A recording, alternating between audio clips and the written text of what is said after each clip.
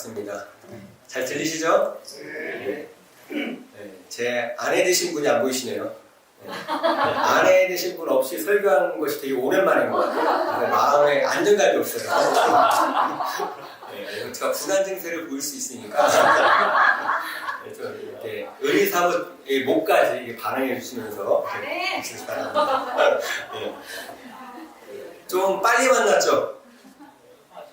제가 원래 한 달에 한 번씩 여러분을 뵙고 있는데 좀 빨리 만났습니다. 앞으로 중요한 2주간을 보내기 때문에 좀 빨리 만나게 되었습니다. 지난번까지 저와 함께 누가복음을 2번 이렇게 나눴는데 그 내용들이 기억나세요? 박진아 자매님께서 아니요라고 외치셨습니다. 네. 지난주 설교도 잘 기억이 안 나는데 어떻게 3주 전의 설교가 기억이 나겠습니까? 네.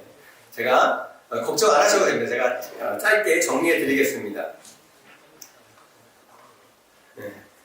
누가복음 1장부터는 예수님이 누구신가, 예수가 누구신가에 대해서 이야기하고 있어요. 그래서 예수님의 탄생 기사를 통해서 예수님이 바로 구약 시대에 예언한 그 메시아야 라고 이야기한다고 첫 번째 시간에 나눴습니다.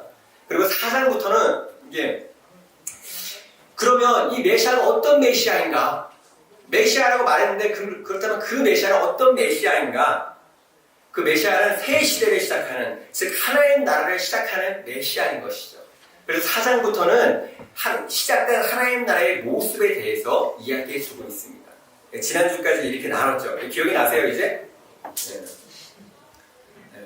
그래서 예수를 믿는다는 것은요, 예수를 메시아로 받아들인다는 것이고, 그리고 메시아로 받아들인다는 것은 그 메시아가 시작한 하나님 나라를 계승하는 삶을 살아간다는 것입니다. 그래서 누가는 우리에게 묻고 있는 거예요. 지난번에 물었죠. 당신은 이것을 확실히 알고 있습니까? 당신이 그리는 그 어떤 메시아가 아니라 예수님이 어떤 메시아인지, 그리고 그가 시작한 하나님 나라를 살아가는 것이 크리스천인데, 그리스도인인데, 당신이 이것을 확실히 알고 있습니까? 라고 우리에게 묻고 있는 거예요. 그래서 사실 우리가 누가복음을 읽으면 마음이 살짝 불편해야 돼요. 지난번 설교 들으실 때 마음이 불편하셨어요? 좀 불편하셔야 돼요. 사실은. 지난번에 우리 제주 이성훈 목사님 오셨을 때 잠깐 얘기 나눴는데, 그 주변에 있는 큰교회 목사님께서 요즘은 성도들이 듣기 좋아하는 설교를 해야 된다고 하셨더라고요. 하지만 적어도 누가복음은 마음이 불편해야 됩니다.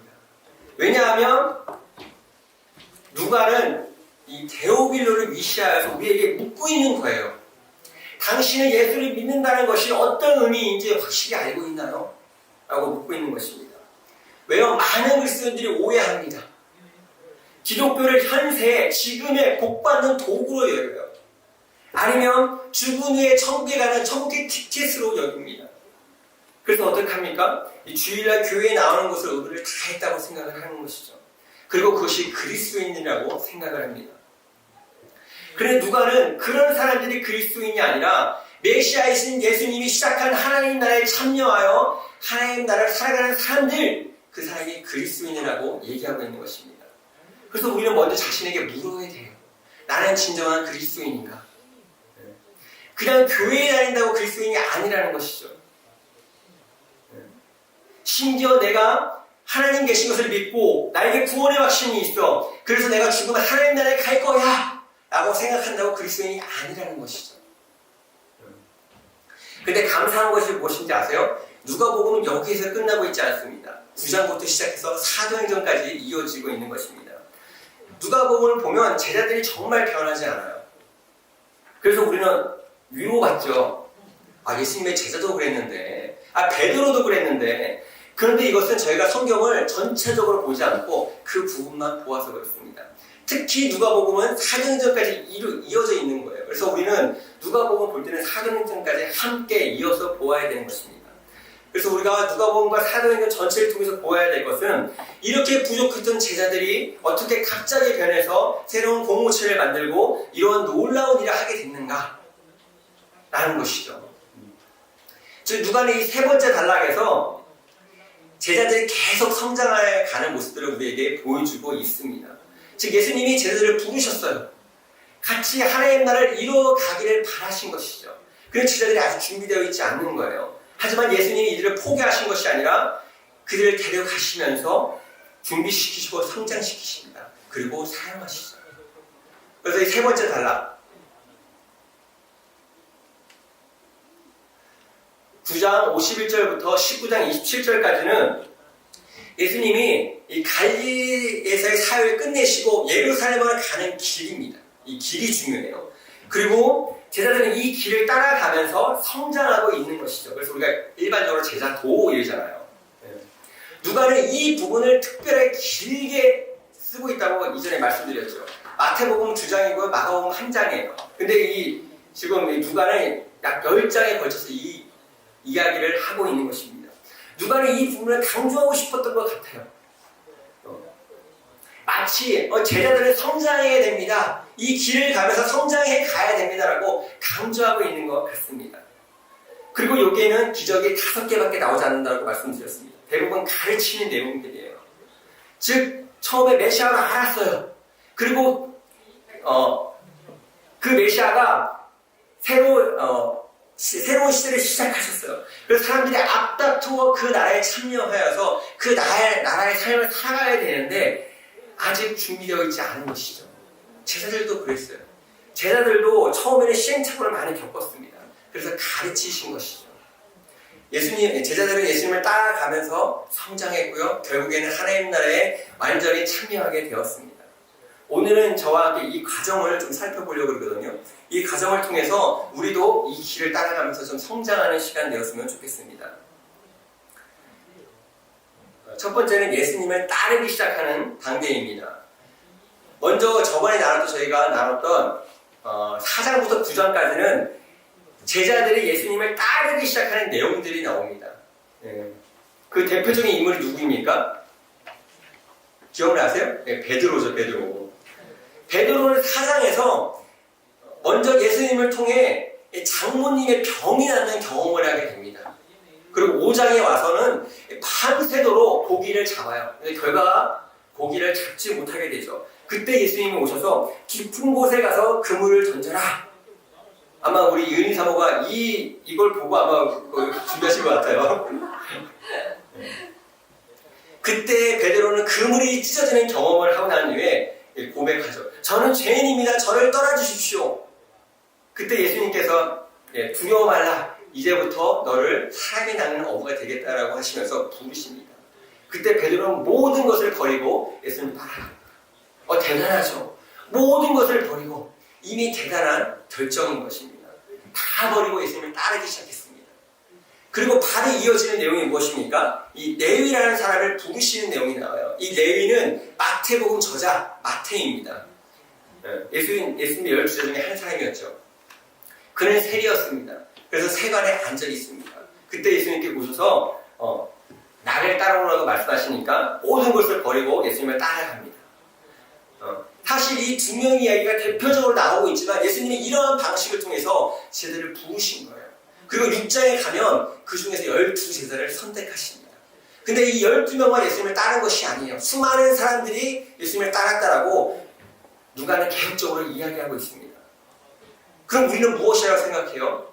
지금 예수님을 따르기 시작했어요. 그럼 기독교인이다라고 생각을 하잖아요. 한번 보세요. 그런데 한번 보십시오. 비록 이들은 예수님을 따라다니면서 가장 가까운 곳에서 예수님을 보고 예수님의 가르침에 놀라고 기적을 보면서 놀라지만 아직 이들은 예수님이 누구인지 몰라요. 그래서 8장에서 예수님이 풍랑을 장장케 하신 이유 하셨을 때 무엇이라고 얘기합니까? 이분이 도대체 누구이기에? 이 말에 포함된 의미가 뭐예요? 이분 혹시 메시아 아니야? 이런 뜻이잖아요. 비록 제자들은 예수님이 메시아 아닌가라고 측측하고 있지만 아직 정확히 예수님이 누구인지 모르는 거예요. 그런데 사실 예수님이 이 앞에서 계속적으로 자기가 메시아라고 말씀하셨거든요. 근데 아직 모르고 있는 것이죠. 그리고 9장에 보면 예수님이 제자를 파송하십니다. 그리고 귀신을 내쫓고 병을 치유하고 하나님 나라를 선포하러 가세요. 그리고 제자들이 가서 그것들을 경험하죠. 영적 경험을 하는 것입니다. 즉 당시 제자들은 예수님에 대한 소식을 들었어요. 그리고 호기심이 생기는 거죠.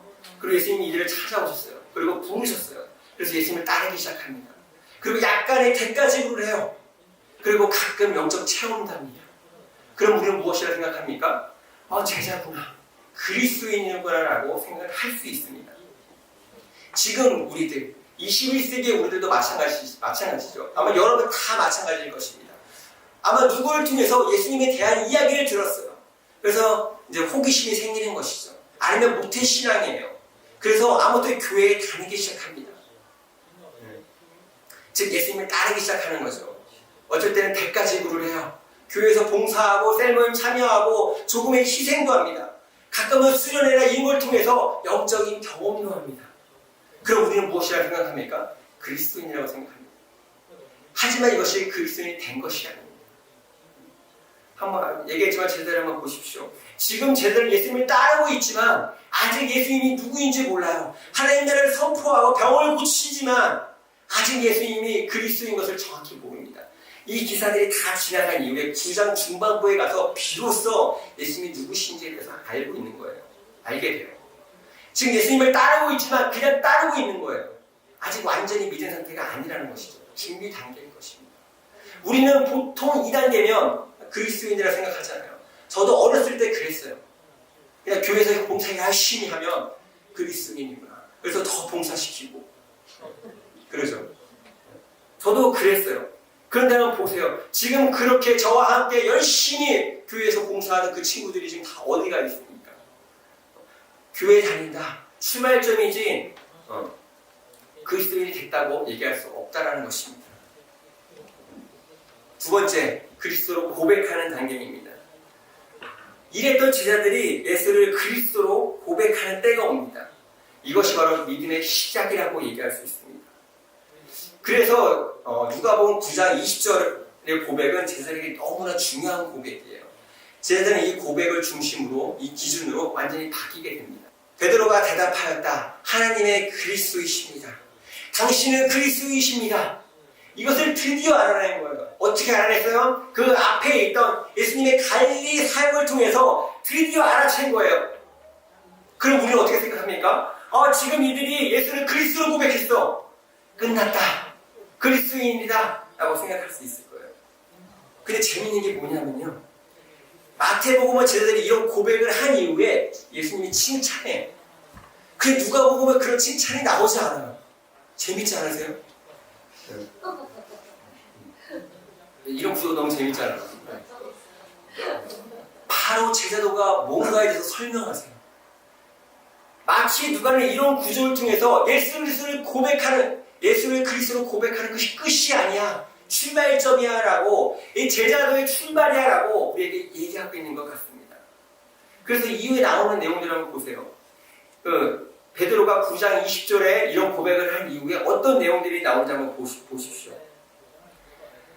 제자들은 비록 예수를 그리스도로 고백했지만 그들이 무능력하고 여전히 자기 중심으로 살아가는 모습들이 끊임없이 나오고 있습니다. 한번 보세요. 이어지는 내용이 무엇입니까? 예수님이 3명의 제자들을 데리고 변화산에 올라가세요.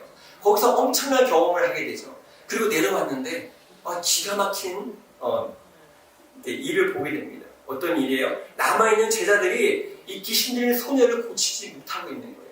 제자들의 무능력이 드러나고 있는 것이죠. 그리고 예수님께서 또 한 번 고난에 대해서 예고하시는데 전혀 이해를 하지 못해요. 심지어 묻지도 못했다고 얘기하고 있는 것입니다. 왜요? 메시아인데 죽는다고? 이해가 안 되는 것이죠. 잘못 들었겠지. 무서워서 묻지도 못하고 있는 거예요. 그리고 더 나가서 누가 더 큰지, 누가 더 위인지를 두고 싸웁니다. 예수님은 방금 죽는다고 얘기하셨는데 전혀 이해를 못하고 있는 것이죠. 경쟁하고 싸우고 있는 것입니다. 그리고 이제 49절 50절에 가면 어떤 사람들이 예수님의 이름으로 귀신을 쫓아요. 그랬더니 제자들이 뭐라 그래요? 이거 못하게 해야 된다라고 얘기하는 것이죠. 그리고 이제 막 사마리아 사람들 지역을 지나가려고 하는데 그들이 이들을 막았어요. 그랬더니 이 야고보랑 요한이 뭐라고 합니까? 하늘에서 불을 내려서 그들을 태워버리십시다라고 얘기합니다. 요한이 누구예요? 여러분, 요한이 누구예요? 요한의 별명이 뭐예요? 사랑의 사도잖아요. 근데 지금 뭐라고 합니까? 하시. 네. 확 다 쓸어버리자라고 하고 있는 것입니다. 주님의 주신 능력을 독점하려 하고 남용하고 있는 것이죠. 그리고 이어서 이 몇 명의 예수님을 따르고자 하는 사람들의 예화가 나옵니다. 예수님이 가시는 곳이면 어디든 따라가겠습니다라고 장담합니다. 저마다 핑계를 대죠. 아버지 장사를 지내고 따를게요. 집안 식구들과 인사하고 따를게요. 누가는 왜 9장에 베드로의 고백을 기록한 이후에 이런 내용들을 계속해서 기록하고 있을까요? 한번 생각해 보셨어요? 당시에도, 즉 1세기 제자들 중에도 이런 사람들이 있었다는 거예요. 비록 예수가 그리스도라고 고백했지만 아직 예수를 따른다는 의미가 무엇인지, 제자가 된다는 의미가 무엇인지 모르는 사람들이 있었다는 것입니다. 즉 주님을 고백하는 것, 예수를 주님으로 고백하는 것, 예수를 그리스도로 고백하는 것 중요하지만 그것이 끝이 아니라는 거예요. 시작일 뿐이라는 것입니다. 왜요? 단순히 예수를 그리스도로 고백하는 것이 중요한 것이 아니라 나는 어떤 그리스도를 믿는다고 고백하는가, 그것이 중요하다는 것이죠. 그들은 예수가 그리스도인 것을 알아채긴 했어요. 그런데 이들이 생각하는 그리스도, 이들이 생각하는 메시아는 어떤 메시아입니까? 다윗과 왕과 같은 메시아예요. 힘을 가지고 예루살렘을 침략하여 로마를 몰아내고 이스라엘을 회복시키시는 영웅 같은 그런 메시아를 원했던 것이죠. 즉 이들은 예수를 그리스도로 고백했지만 자기가 믿고 싶은 그리스도를 믿고 있던 거예요. 이들은 예수님께서 부활하시고 승천하기까지 이렇게 계속 생각합니다. 지금 우리들도 21세기의 우리들도 마찬가지라는 것이죠. 많은 사람들이 예수를 그리스도로 고백합니다. 여러분 모두가 예수를 그리스도로 고백할 거예요. 그런데 많은 사람들이 모두 자기가 믿고 싶은 그리스도를 믿는 거예요. 내가 믿고 싶은 하나님, 내가 믿고 싶은 하나님 나라, 나에게 복 주시는 하나님, 나에게 복을 주셔야 되는 하나님, 내 기도를 들어주셔야 되는 하나님을 찾고 믿고 있는 것입니다. 다 내가 정해놓고 믿는다고 하는 것이죠. 그래서 예수를 그리스도로 고백하지만 여전히 나의 삶 가운데 변화가 일어나지 않습니다. 마치 제자들처럼 무능력하고 경쟁하고 분노하고 능력을 남용하고 핑계대는 삶을 살아가는 것이죠. 그래서 단순히 그리스도를 고백하는 것보다 나는 어떤 그리스도를 믿고 있느냐가 더 중요하다는 것입니다. 세 번째 단계는요, 하나님 나라에 눈 떠가는 단계입니다. 이런 제자들이 예수님이 그리스도인 것을 아는 것뿐만 아니라 이 메시아가 어떤 메시아인지에 대해서 알아가는 단계입니다. 이 메시아가 어떤 메시아입니까? 하나님 나라를 시작하는, 하나님 나라를 가져온 메시아인 것이죠. 그래서 하나님 나라에 대해서 알아가기 시작합니다. 그것이 누가복음 10장부터 23장의 내용입니다. 그래서 누가복음 10장을 시작하면서 예수님이 뭐라 그래요? 너희가 보고 있는 것을 보는 눈은 복이 있다. 내가 너희에게 말한다. 많은 예언자와 왕이 너희가 지금 보고 있는 것을 보고자 하였으나 보지 못하였고 너희가 지금 듣고 있는 것을 듣고자 하였으나 듣지 못하였다. 이게 무슨 소리일까요? 지금 너희가 보고 있는 것은 메시아를 간절히 기다렸던 사람들이 보고 싶어 했던 거야. 그런데 지금 너희들이 보고 듣고 있는 거야 라고 얘기하시는 것입니다. 그럼 이전에 많은 예언자와 왕이 보고 싶어 했던 게 뭐예요? 하나님 나라는 것이죠. 너희가 지금 하나님 나라를 보고 있다라고 말씀하시는 것입니다. 그리고 11장에 오면 예수님께서 귀신을 쫓아요. 그랬더니 거기 있는 사람들이 예수님을 비난하죠. 뭐라고 비난합니까? 귀신 두목인 바알세불의 힘을 빌려서 귀신을 내쫓았다. 예수님이 뭐라 그래요? 말이 되냐? 같은 집안끼리 싸우는 게 말이 되냐? 그러면서 하시는 말씀이 내가 하나님의 능력을 힘입어 귀신을 내쫓으면 하나님 나라가 너희에 이미 온 것이다 라고 말씀하십니다. 하나님 나라가 이미 임했다라고 선포하고 계신 것이에요. 그러다 16절에 오면 이렇게 얘기하시죠. 율법과 예언자는 요한의 때까지다. 이 율법과 예언자는 구약의 뜻이에요. 구약의 시대가 요한의 때까지 왔다는 거예요. 그리고 그 뒤로부터는 하나님 나라가 기쁜 소식으로 전파되고 하나님 나라가 이미 임했다는 거예요. 그래서 많은 사람들이 그 가운데 참여하고 있다는 것입니다. 즉 하나님 나라가 이미 시작됐다고 말씀하시는 것이죠. 그러던 중에 예수님을 공격하던 바리새인들이 와서 예수님을 찾아와서 묻습니다. 하나님 나라가 언제 어떻게 옵니까? 그랬더니 예수님께서 이렇게 말씀하세요. 보아라, 여기 있다 또는 저기 있다고 말할 수 없다. 보아라, 하나님 나라는 너희 가운데 있다. 그래서 우리가 이 말씀을 들으면 보통 어떻게 생각해요? 우리 마음속에 하나님 나라는 눈에 보이는 것이 아니라 우리 마음속에 있다라고 생각을 하죠. 중국어는 실제로 그렇게 번역해놨어요. 전도거 찌우짜이님은 시인이 하나님 나라는 너희 마음속에 있어 라고 이거 이해하고 있습니다. 근데 이것은 잘못된 해석입니다. 지금 예수님께서 말하는 너희가 누구예요? 바리새인들이잖아요. 근데 하나님 나라는 지금 바리새인 너희 마음속에 있어. 문맥상 적당하지 않잖아요. 여기서 안에라는 말은 그릇 안에 뭔가 있다라고 얘기할 때 쓰는 전치사거든요. 즉, 이 바리새인 한가운데 누가 있습니까? 예수님이 있잖아요. 즉, 예수가 바로 하나님 나라다. 예수를 통해서 하나님 나라가 시작됐다라고 예수님께서 말씀하고 계신 것입니다. 제자들은 이렇게 하나님 나라에 대해서 계속 들으면서 하나님 나라에 대해서 알아가고 있습니다. 이때 제자들의 마음들이 어땠을까요? 하나님 나라가 시작되었구나. 나는 그분의 제자인데 아마 기대되고 흥분되기 시작했을 것입니다. 그런데 21절 바로 이어서 22절에 뭐라고 말씀하시냐면 참 이상한 얘기를 하십니다. 또 제자들에게 이르시되 때가 이르니 너희가 인자의 날을 하루를 보고자 하되 보지 못하리라. 지금 하나님 나라가 임했다라고 얘기했어요. 그죠? 근데 갑자기 너희는 그날을 못 볼 거야.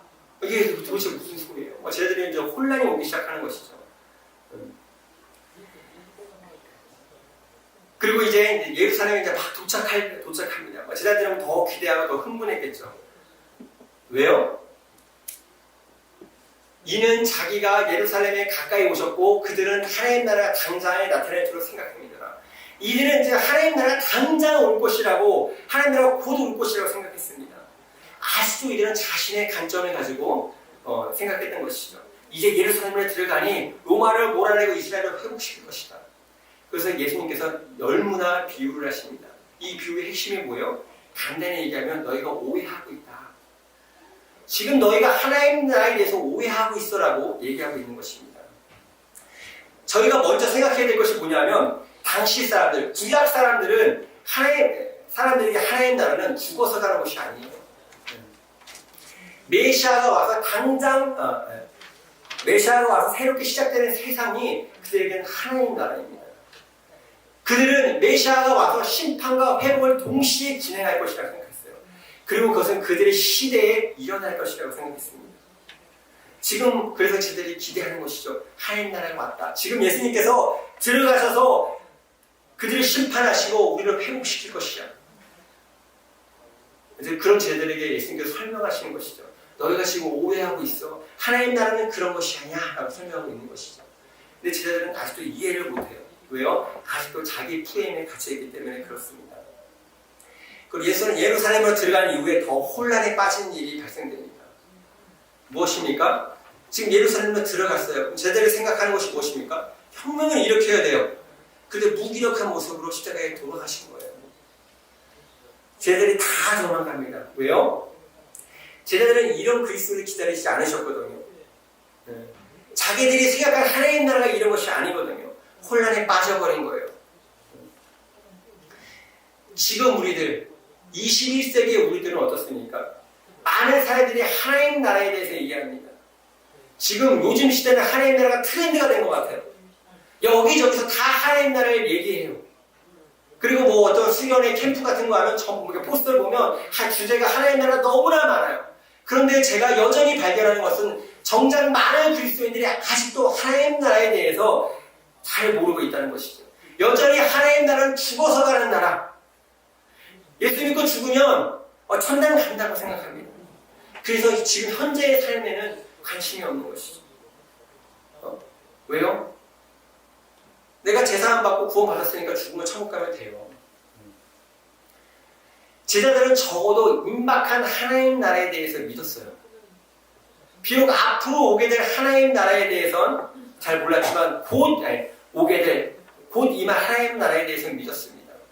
하지만 지금의 그리스도인들은 이 하나님 나라에 대해서 잘 모릅니다.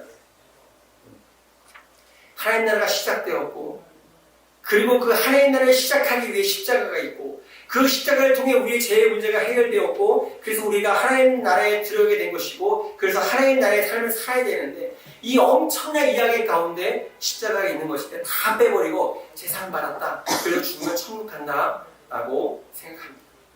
결과는 삶이 안 변하는 것이죠. 구원받았다는 확신은 있어요. 그래서 일주일에 한 번 교회에 나오는 의무는 다 합니다. 하지만 나머지 일주일은 세상 사람들과 동일하게 살아가고 있는 것이죠. 왜요? 하나님 나라를 모르기 때문에. 현재 임한 하나님 나라에 대해서 알지 못하기 때문에. 하나님 나라는 죽어서 가는 곳이기 때문에 그렇습니다. 우리는요, 그래서 하나님 나라에 대해서 눈 떠봐야 됩니다. 사실은 이 하나님 나라가 좀 헷갈리시죠? 하나님 나라에서 사실 설명을 해드려야 돼요. 근데 시간이 너무나 많이 필요해요. 그래서 제가 언젠가 한번 제가 시간을 잡아서 하나님 나라에서 설명해 드리고자 해요. 제가 20년 전에 선생님, 우리 박 목사님 통해서 들은 거거든요. 그때 사모님이 하신 말씀이 있는데 어떤 한 목사가, 지금 목사님인데 형제가 숨소리도 다 적고 싶다고 아주 귀한 내용이 있습니다. 제가 한번 날 잡아서 여러분들에게 나누길 원합니다. 지금은 단순하게 제자들이 어떻게 하나님 나라를 알아가는지에 대해서 그 과정에 대해서만 설명을 드렸습니다. 우리는 이렇게 제자들처럼 하나님 나라에서 눈 떠봐야 되는 것입니다. 이것이 한 번이 되지 않아요. 저도 이 하나님 나라에서 완전히 이해하는데 이전에만 말씀드렸지만 10년, 15년이 걸린 것 같아요. 물론 그 전에도 하나님 나라에 대해서 알았어요. 강의도 했어요. 제가 20년 전에 들었잖아요. 그 강의안 가지고 제가 교회에서 설교도 했어요. 하지만 그것을 이해하는 데는 저도 10년, 15년 걸렸던 것 같아요. 우리는 점차 하나님 나라에 대해서 눈 떠봐야 되는 것입니다. 1대1 성경 옹개관 묵상 괜히 하는 것이 아니에요. 우리는 하나님 나라를 안다. 우리는 이걸 통해서 매일매일 조금씩 하나님 나라에 대해서 눈 떠가야 되는 것이죠. 그리고 마지막 단계는 하나님 나라에 속하는 단계입니다. 이렇던 제자들이 드디어 하나님 나라에 속하게 되는 일이 일어나는데 이것이 누가복음 24장부터 사도행전 2장까지의 내용입니다. 오늘 참 9장부터 사도행전 2장까지 보고 있는 거예요. 예수님이 십자가에 죽으시고 나니 제자들이 완전히 혼란 가운데 빠져요. 자신들이 가지고 있던 메시아의 모습, 하나님 나라의 모습이 다 무너져 내렸어요. 이제 그래서 다 집으로 돌아갑니다. 그래서 누가복음 24장에도 이제 엠마오로 돌아가는 제자들이 나오고 있는 것이죠. 지금 이들은 실망해서 집으로 돌아가고 있는 중입니다. 이때 예수님이 이들 앞에 나타나셔서 성경을 다시 열어서 그들에게 설명해 주십니다. 이들이 나중에 얘기하잖아요. 그분이 우리에게 성경을 풀어주실 때 우리의 마음이 뜨거워지지 않았습니까? 즉 이들의 눈이 확 열려진 거예요. 그리스도께서 고난받으시고 그래서 하나님 나라가 시작되었구나. 이미 구약에 이렇게 기록되어 있는데 예수님이 그렇게 우리에게 말씀하셨는데 우리가 이것을 몰랐구나. 이제 깨닫는 거예요. 그리고 예수님이 다시 이제 예루살렘에 모여있던 제자들에게 나타나시죠. 그리고 그들의 마음을 열어주시고 성경을 다시 풀어주십니다. 혼란에 빠져있던 제자들에게 다시 정리해 주신 거예요. 제자들이 드디어 이해되기 시작하는 것이구나 하는 것이죠. 이거구나. 예수님은 한 번 만나신 게 아니에요. 여러 번 만나셨다고 얘기합니다. 그는 40일 동안 그들에게 여러 차례 나타나시고 하나님 나라에 관한 일을 말씀하셨습니다. 누가는 여기서 하나님 나라에 관한 일이 무엇인지에 대해서 얘기하고 있잖아요. 간단하게 하나님 나라의 일을 가르치셨다라고 얘기하고 있어요. 왜 그럴까요? 새로운 일이 아니에요. 예수님께서 죽으시기 전에 이미 다 말씀하셨어요. 지금 복습하고 있는 거예요. 이렇게 하니까 제자들이 눈이 떠지기 시작합니다. 이해되기 시작합니다. 씨 뿌리는 자의 비유가 그런 뜻이었군요. 가라지의 비유가 그런 뜻이었군요. 이전에 예수님의 가르침이 다 이해하기 시작하는 것입니다. 그리고 예수님이 따른다는 것이 의미가 무엇인지 알기 시작하는 것이죠. 그리고 예수님께서 성령을 기다리라고 말씀하세요. 그리고 성령이 임합니다. 그리고 베드로가 설교하죠. 사실 이 설교의 내용들이 엄청난 내용들이에요. 다 설명할 수 없어서 여기 보면 이 결론만 보면 이 설교의 결론이 무엇입니까? 회개하십시오. 그리고 여러분 각 사람은 예수 그리스도 이름으로 세례를 받고 죄 용서 받으십시오. 그리하면 성령을 선물로 받을 것입니다. 너무 단순하잖아요. 그죠? 너무 단순한 것 같아요. 하지만 여기에는 엄청난 의미가 포함되어 있는 거예요. 지금 베드로는 예수 그리스도의 죽음과 부활을 통해 하나님 나라가 완전히 이해됐어요. 그래서 설명하고 있는 것입니다. 여러분이 진정으로 예수 그리스도의 이름으로 세례를 받으면 죄 용서 받는 일이 벌어집니다. 그리고 성령을 선물로 받게 될 것입니다. 이것은요, 그냥 우리가 죄 용서하고 끝나는 것이 아니라 하나님 나라로 들어가게 된다는 것이에요. 그리고 그곳에서 성령과 함께 살아가게 된다는 것입니다. 우리도 지금 세례를 받아요. 근데 지금 단순히 세례를 받는 것이 중요한 것이 아니라 여기서 예수의 이름이 무엇이냐면 예수님께서 이 땅에 오셔서 하신 일, 가르치신 일, 그걸 다 포함하는 것입니다. 그리스도께서 오셔서 하신 일이 무엇입니까? 메시아로서 하나님 나라가 어떤 일인지 알려주셨습니다. 그리고 죽으심과 부활하심으로 하나님 나라가 시작되었습니다. 그래서 예수님 이름으로 세례 받는다는 것은 이것을 다 받아들인다는 거예요. 그래서 우리가 세례 받는다는 것이 무엇입니까? 단순히 제사함 받았다, 구원받았다, 그래서 죽으면 천국 간다가 아니라 하나님 나라에 속하게 되었다는 것입니다. 그리고 끝입니까? 아니요. 이제부터 하나님 나라의 삶을 살아가야 되는 것이죠. 그래서 우리가 하나님 나라를 살아갈 때 제일 필요한 것이 무엇입니까? 성령인 것입니다. 왜요? 지금 이 세상은 하나님이 없다라고 얘기하는 세상입니다. 하나님 없는 가치관이 문화가 지배하는 세상인 것이죠. 그래서 성령의 도움 없이 우리가 이 세상을 살아갈 수 없는 것입니다. 우리가 이 세상을 살아가기 위해서 성령님을 의지해야 된다는 것이죠. 두 번째 설교도 대단하잖아요.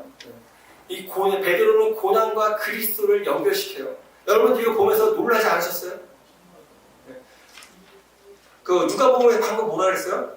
이게 못 들은 척이에요. 무서워서 묻지도 못해요. 이 고난받는 메시아 생각해 본 적도 없어요. 그런데 사도행전에 와서는 이 고난과 그리스도를 연결하여서 이렇게 설교를 해요.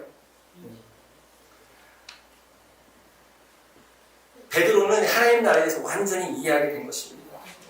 제자들은 이렇게 성장했고 이제 완전히 하나님 나라를 이해하게 된 것입니다. 완전히 제자가 된 것이죠. 그리스도인들이 된 것이죠. 그리고 이것으로 끝나는 것이 아니라 하나님 나라를 살아내는 것입니다. 그것이 사도행전 2장 이후의 내용입니다. 사도행전은 하나님 나라를 살아낸 제자들의 이야기예요. 하나님 나라를 발견한 사람들의 실적인 변화의 이야기입니다. 하나님 나라를 발견하면 이렇게 변할 수밖에 없어요. 어떻게 안 변합니까? 하나님 나라가 시작되었다는 거예요. 이 세상은 망가지고 깨지고 하나님이 없는 세상인데 어떻게 이 세상 나라를 쫓아 살아가겠습니까? 불가능한 거예요. 그래서 하나님 나라를 본 사람은 반드시 변하게 되는 것입니다. 누가복음과 사도행전은 우리에게 이것을 얘기해 주는 거예요. 본 사람이 어떻게 성장해 가는가, 그리고 하나님이 어떻게 그들을 사용하십니까? 요즘 사도행전을 묵상하면서 놀랍지 않으세요? 저는 엄청 놀라워요. 쟤들이 기도를 해요. 이게 누가가 강조하는 것 중에 하나가 기도거든요. 누가복음 보세요. 쟤들이 기도하지 않아요. 예수님만 기도해요. 근데 사도행전에 와서 기도하기 시작합니다. 그리고 복음 전하다가 붙잡혔던 그 자리에 다시 가서 복음을 전합니다. 왜요? 하나님 나라에서 완전히 이해하게 된 것이죠. 하나님 나라에 대해서 완전히 눈 떴기 때문에 그런 것입니다. 당연히 변화가 완벽하진 않아요. 여전히 고집이 있고요.